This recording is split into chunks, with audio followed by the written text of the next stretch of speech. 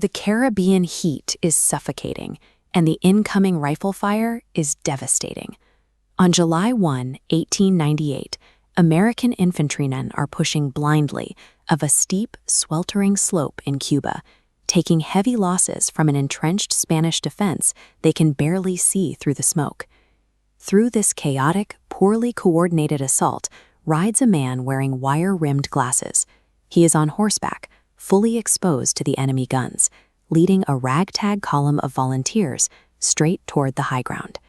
This brief, disorganized window of combat broke a centuries-old global empire into pieces and propelled that bespectacled man on the horse straight to the White House. The combat on that hillside launched two distinct shifts: the sudden expansion of the American map and the rapid political rise of the man who led the charge. To see how it happened, we have to look at the exact moment the borders began to move. By early 1898, the United States is strictly bound by its own coastlines. It is a regional power with its political and military focus turned firmly inward toward the North American continent. Just 90 miles to the south, however, Spain is violently suppressing a local rebellion in its colony of Cuba. The violence dominates American newspapers, and public outrage grows steadily for months. Then, in February, a mysterious explosion rips through the hull of the American battleship USS Maine while it sits anchored in Havana Harbor, killing over 260 sailors. The exact cause of the blast is never conclusively proven, but the press seizes the tragedy immediately. Editors print sensational headlines blaming the Spanish military, whipping their readers into a pro-war frenzy. By April, Congress declares war on Spain. The sudden shift into armed conflict opened a vacuum for ambitious leaders like Theodore Roosevelt to test American military might on foreign soil. Roosevelt is serving as the Assistant Secretary of the Navy when the war begins. Refusing to sit out a fight, he quickly resigns his comfortable Washington desk job to seek active combat. He helps form and personally leads a new unit, the 1st United States Volunteer Cavalry. Nicknamed the Rough Riders, it is an unconventional mix of Ivy League elites, cowboys, and frontiersmen eager to join the fray. By late June, American forces land in Cuba. Their primary objective is the city of Santiago de Cuba, a vital port that shelters the Spanish fleet. Capturing the city means crippling Spain's naval presence in the hemisphere, but the army cannot simply march into Santiago. Standing directly between the American lines and the city is a steep, heavily fortified ridgeline, anchored by two key defensive positions, Kettle Hill and San Juan Hill.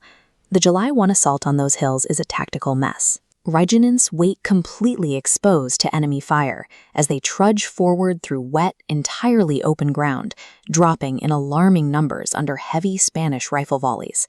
Frustrated by the stalled advance, Roosevelt breaks from the confusion.